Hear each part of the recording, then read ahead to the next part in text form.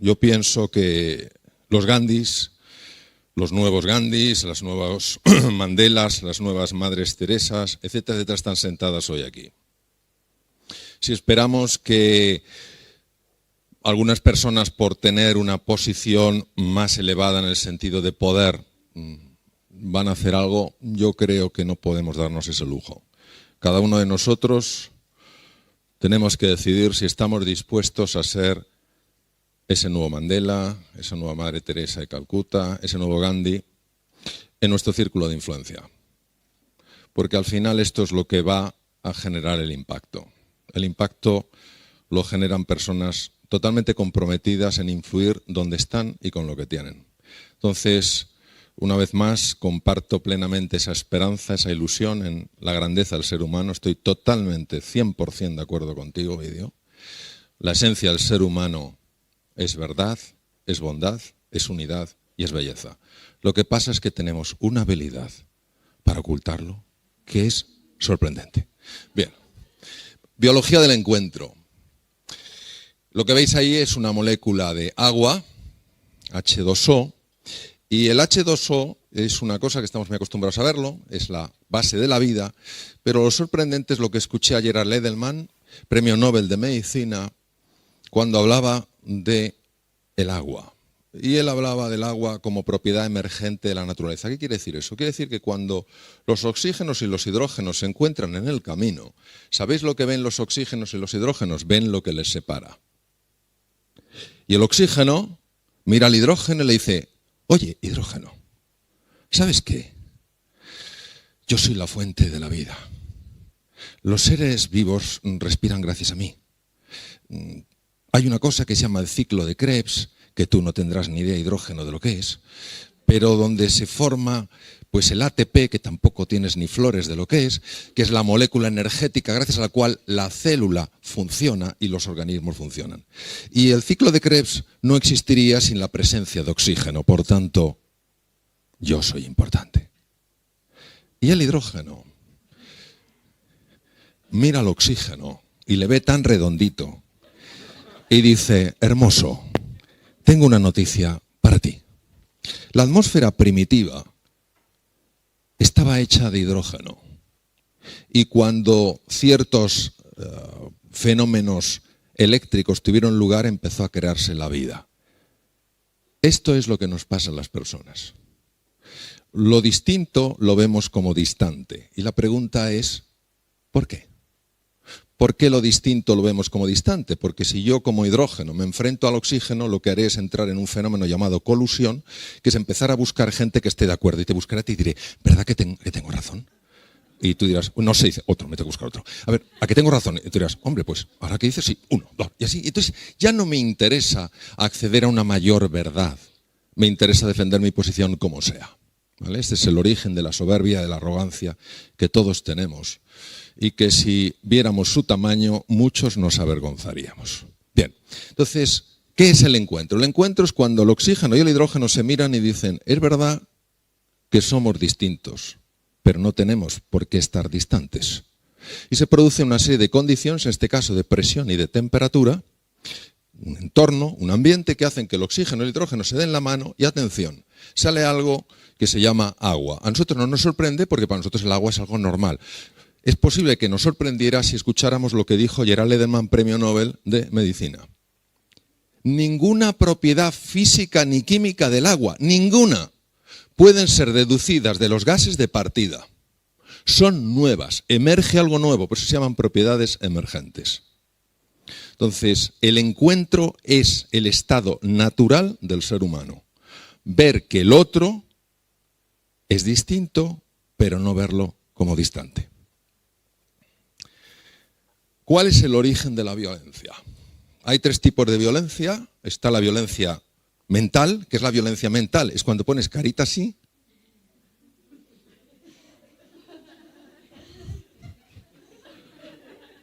Y cuanto más violencia hay dentro, más sonríes. Esa es la violencia mental. La violencia verbal es cuando ya lo dices. Es su segundo grado de violencia. Lo dices. Con mi querido amigo Alex Rovira escribió Palabras que curan y palabras que enferman. Las palabras, muchos que estéis en el mundo coaching, sabéis que no solo describen la realidad, sino que generan realidad. Entonces es la violencia verbal, es otra forma de violencia. Y luego está la física, que tiene distintos niveles, obviamente, desde el pequeño golpe hasta acabar con una persona. ¿Cuál es el origen de la violencia? El origen de la violencia, desde mi experiencia, es el siguiente. Nos hemos olvidado de algo fundamental. Hay veces cuando colaboro en algunos temas que veo personas que pasan por una situación muy difícil y la clave es ayudarles a recordar momentos en su vida donde ante situaciones igual de complejas o más fueron capaces de aflorar algo grandioso. Cuando tú recuerdas lo que olvidaste, empiezas a recordar quién eres y lo que eres capaz de hacer. Vosotros sabéis esos momentos que nos pasan a todos donde miras hacia el pasado porque estás en un momento bajo y dices, si es que en mi vida nadie me ha querido. Sí, pero te quiso mucho aquella persona. Sí, es que era demasiado bueno. Quería a todo el mundo. Tenemos una forma divina para alterar el pasado. Es que nunca triunfa en la vida. Hombre, pero aquello fue casualidad. Bien, entonces, ¿qué nos ha pasado? ¿Qué hemos olvidado? Hemos olvidado algo importantísimo. Voy a utilizar una metáfora, ya que estos conceptos son tremendamente escurridizos, entran en el campo de la metafísica, con lo cual son muy escurridizos. Nos hemos olvidado que la ola también es mar. ¿Qué quiere decir? Quiere decir que yo soy una ola, de repente aparezco, estoy ahí y veo a la otra ola, pero se me olvida que la otra ola también es mar. Entonces solo veo la forma distinta, pero no veo la naturaleza similar. Es decir, veo que es una persona que tiene una forma de pensar política distinta a la mía, que tiene unas creencias sobre el mundo distintas a la mía, que tiene una forma de vestir distinta a la mía, que tiene una educación distinta a la mía, y lo veo como distante. Y se me olvida de que esa persona, igual que yo, es mar, es decir, tiene sueños, tiene ilusiones, tiene luchas internas, tiene preocupaciones, tiene angustias. Si yo fuera capaz de conectar con esa parte del ser humano, la otra ola seguiría siendo distinta, pero no sería distante. ¿Me entendéis? Bien. El dolor es un tema de suma importancia en el ser humano. Hace un par de meses tuve el privilegio de hablar a 200 y pico médicos, especialistas en tratamiento de dolor crónico, oncólogos, radioterapeutas, anestesiólogos, especialistas en cuidados paliativos. Y os voy a comentar algunas de las cosas que ellas les comenté en relación al dolor. Cuando hablamos del dolor, utilizamos una distinción que es, o no utilizamos una distinción, y no utilizarla genera un costo muy alto. Veréis, la mente y el cuerpo se pueden distinguir, pero no se pueden separar. Es como el anverso y el reverso de una hoja. Tú puedes distinguir el anverso de una hoja y el reverso, pero no puedes separarla. ¿Alguien ha visto un folio que tenga reverso y no tenga anverso? Bueno, Ovidio con su varita igual lo consigue. Pero sin la varita de Ovidio, esto no pasa. Bien. Luego, ¿qué quiere decir? Que el dolor mental, el dolor emocional, el dolor afectivo, tiene una implicación directa en el dolor físico. La mente y el cuerpo son dos realidades que se pueden distinguir, pero no se pueden separar. ¿Cómo es posible esto? Esto es posible, y lo explica la física cuántica con un concepto que se llama el colapso de onda. Vais a ver que es fácil de entender. Vamos a suponer que yo tengo un dolor físico, me duele un brazo.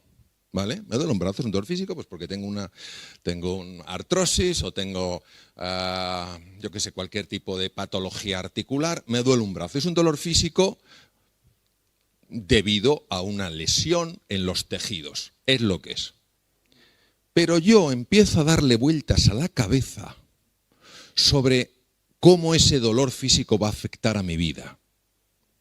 Ya no voy a poder coger cosas, no voy a poder a lo mejor jugar al tenis y jugar al tenis, ¿me entendéis?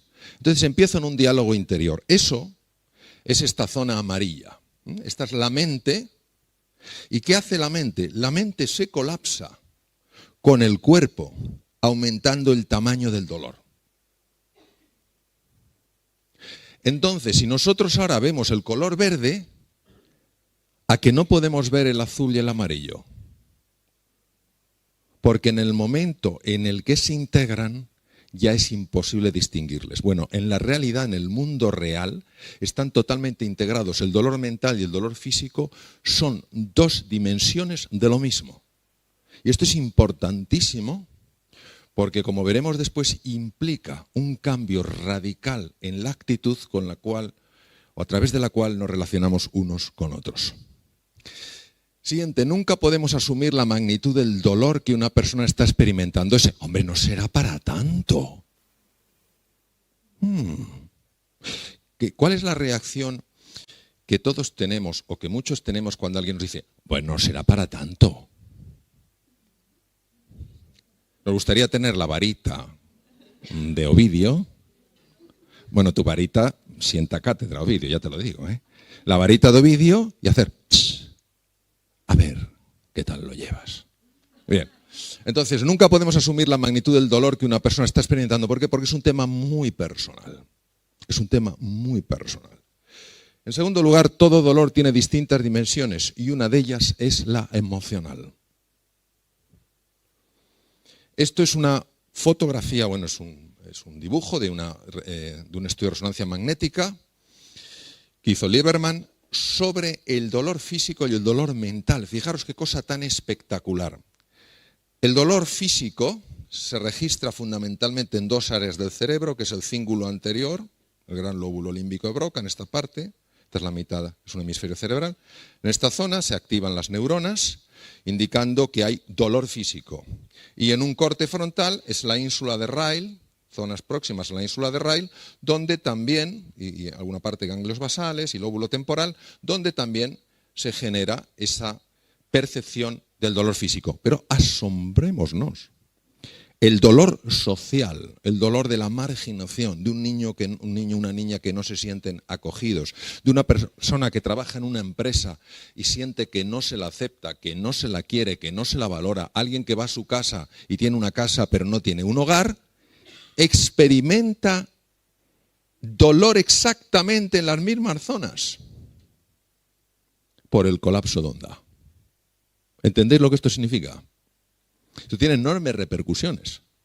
Quiere decir que el dolor físico, que uno vive como físico, es siempre la integración de algo físico y algo mental. Y si tú consigues eliminar gran parte de ese dolor mental, eliminas gran parte del dolor físico. Esto es algo que uno de mis maestros, Patch Adams, hace en distintos sitios del mundo con el humor y con la música. Es lo único que tiene en algunos lugares para calmar el dolor físico de algunos niños y de algunas personas que ya no son niños. Y hay que ver cómo lo calma.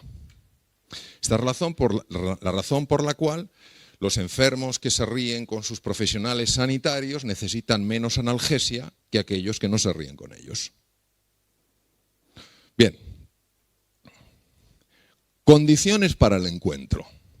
Si esto fuera una posibilidad, es decir, si los oxígenos y los hidrógenos estamos llamados a transformarnos en algo llamado agua, que es la esencia de la vida, pero eso requiere condiciones como temperatura y presión. ¿Cuáles son en el mundo humano esas condiciones para el encuentro? ¿Cuándo dos seres humanos, cuándo dos olas que se ven como distintas y distantes, pueden seguir viéndose como distintas, pero no como distantes?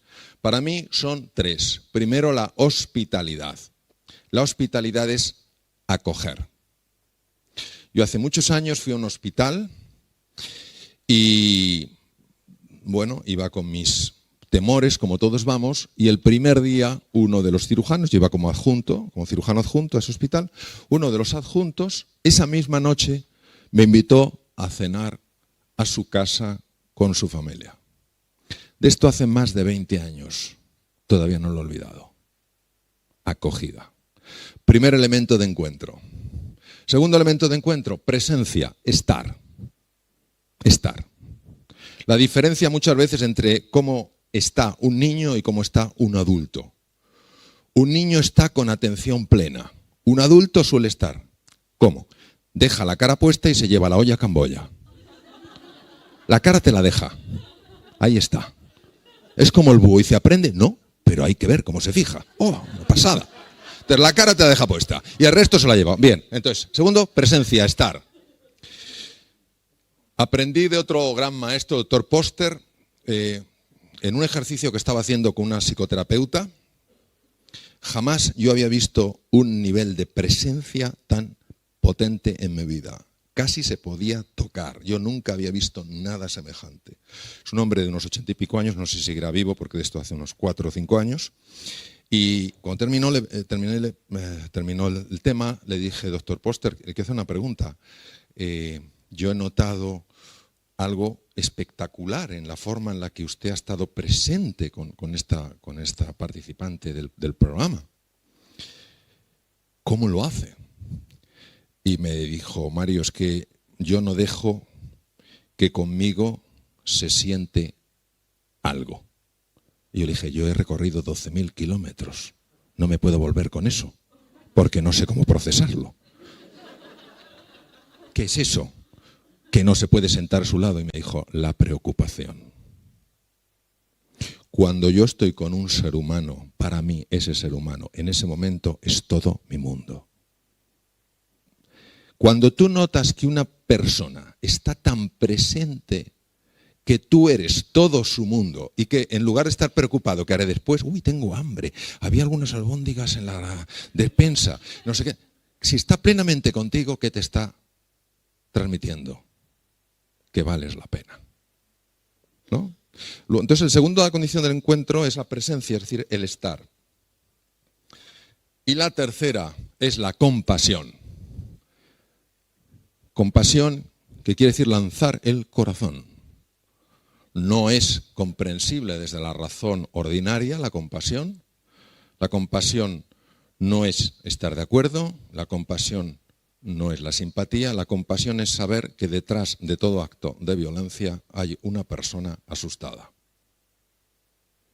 No justifica para nada la violencia, pero si yo contra la violencia uso violencia, aumentaré el tamaño del problema, siempre. Creo que estoy echando agua y lo que estoy echando es gasolina. Entonces la compasión es conectar con lo que hay detrás, con ese sufrimiento encerrado y tener la voluntad, la intención de hacer algo para reducir ese sufrimiento.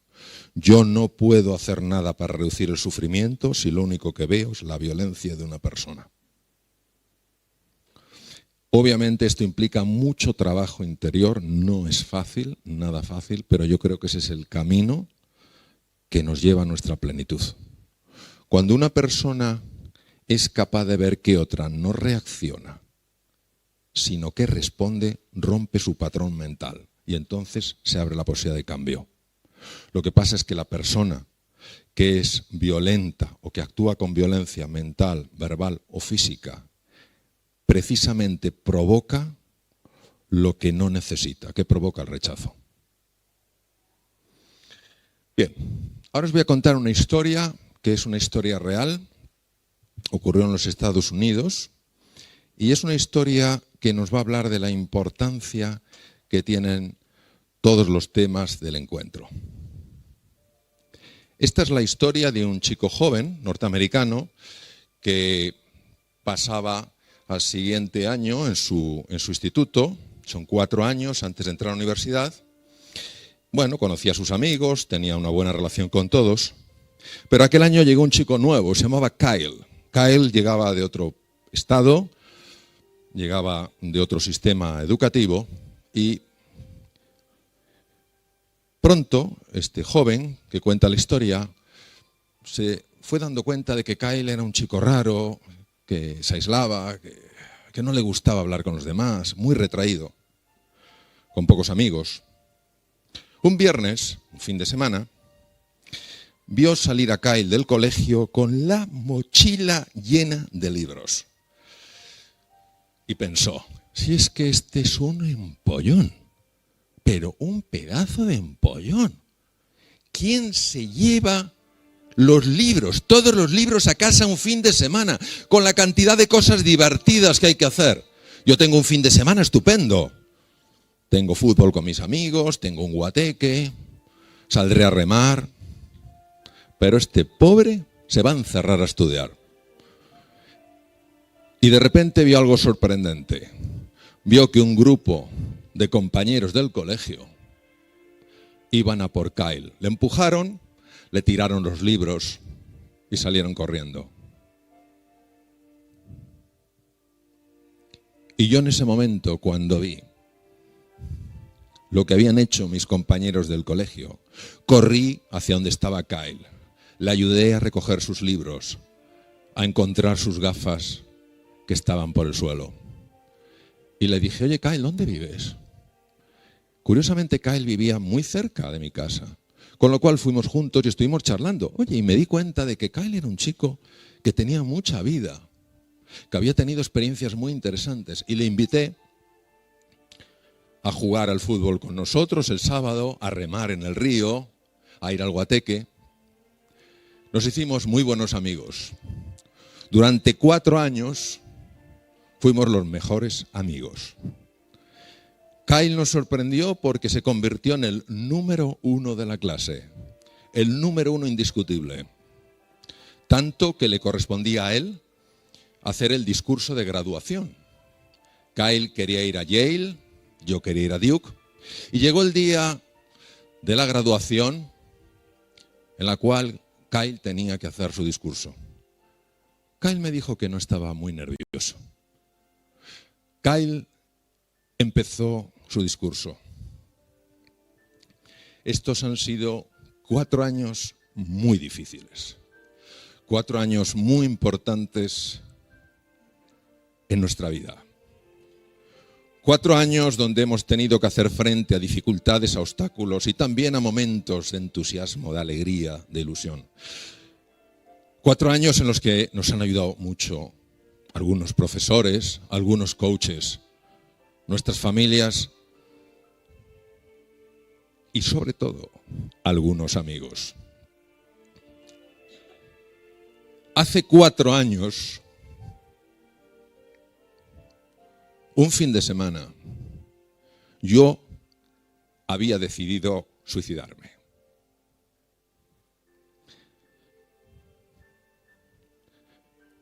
No conseguía encontrar mi sitio. Me sentía solo y perdido. Y decidí llevarme todos mis libros para que mi madre, el fin de semana, no tuviera que venir a recogerlos una vez que yo hubiera muerto. Pero me encontré con una persona que me devolvió la alegría. Una persona que me devolvió la ilusión. Y por eso hay algo que os quiero a todos recordar. Nunca subestiméis el poder que tienen nuestras palabras y nuestras acciones de impactar profundamente en una vida. Una historia real. Fundamental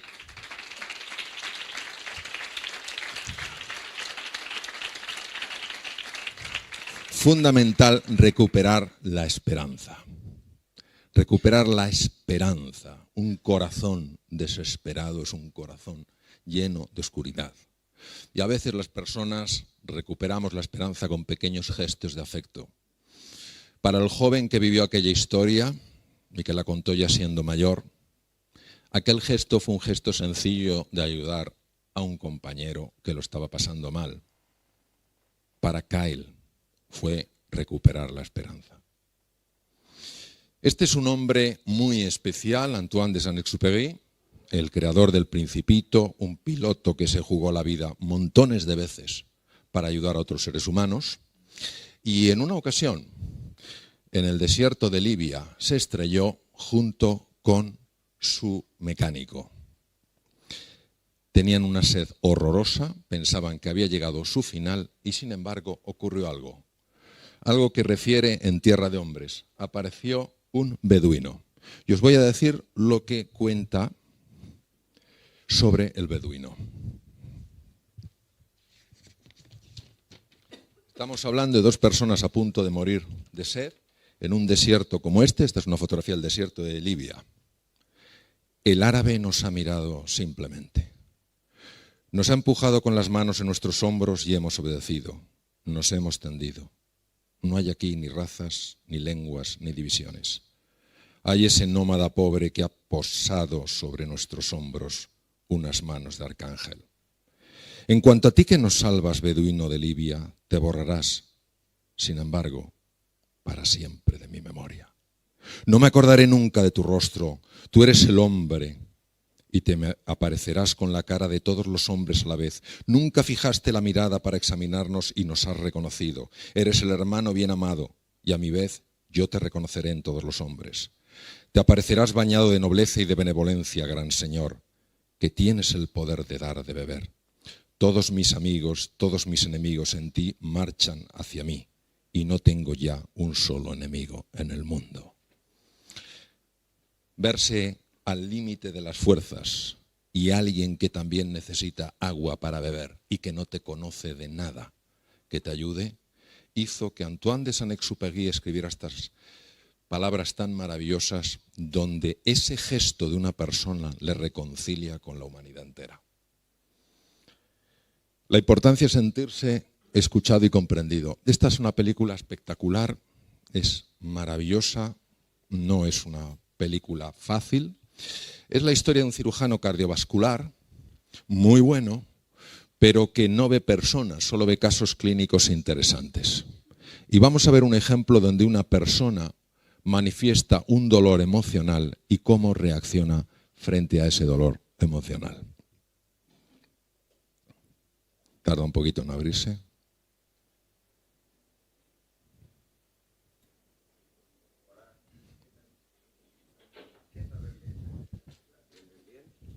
Sí, gracias.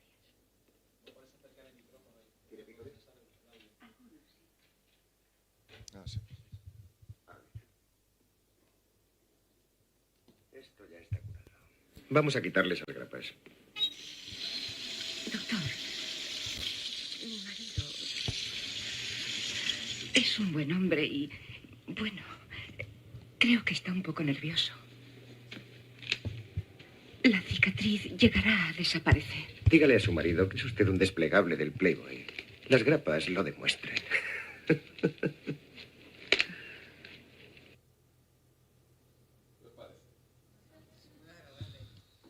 Las grapas lo demuestran, que es un desplegable del Playboy. Es decir, sencillamente lo que vemos es una falta tremenda de empatía, una falta de valoración del mundo de una persona, y de ahí la importancia de conectar con el mundo, con los sentimientos y necesidades. Pero la vida es una lección permanente, y en un momento determinado, este famoso cirujano cardiovascular se encuentra con que empieza a toser y a echar sangre. Le miran y descubren que tiene un carcinoma de laringe, que le tienen que operar. Y entonces pasa de médico a enfermo. Y vive lo que un enfermo vive en ese hospital. Se queda tan marcado ante la falta de empatía que decide hacer algo con sus residentes. Sus residentes son aquellos médicos que están haciendo la especialidad de cirugía cardiotorácica, en este caso en Estados Unidos, y vais a ver lo que decide hacer con ellos para que sepan ponerse en el lugar de sus enfermos.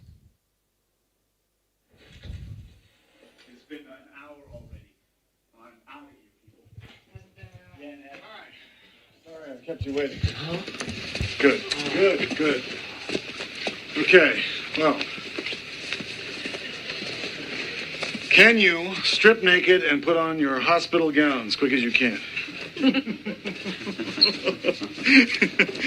Dr. McKee, this is a joke. I'm not laughing. Ah, here they are. Alan. Roger. Lonnie. Scope. Sarah. JJ. Michael. Anything in a pacer? ¿Qué es going on?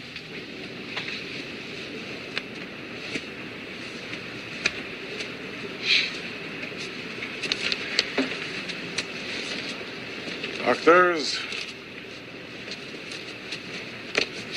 you have spent a lot of time learning the Latin names for diseases your patients might have.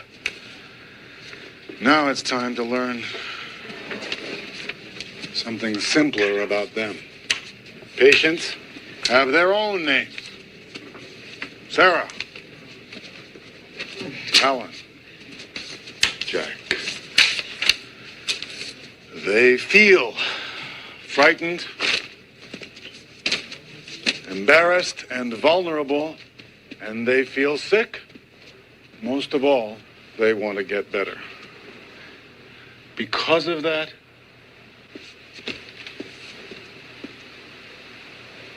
they put their lives in our hands. I could try to explain what that means until I'm blue in the face. But you know something, it wouldn't mean a thing. And sure as hell never did to me. So, for the next 72 hours, you'll each be allocated a particular disease. You'll sleep in hospital beds, eat hospital food. Hospital food. You'll be given all the appropriate tests. Tests you will one day prescribe. Unbelievable. You are no longer doctors. You are hospital patients.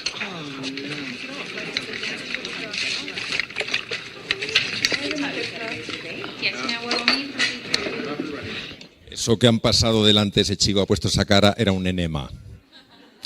De 2 litros, by the way. Vale.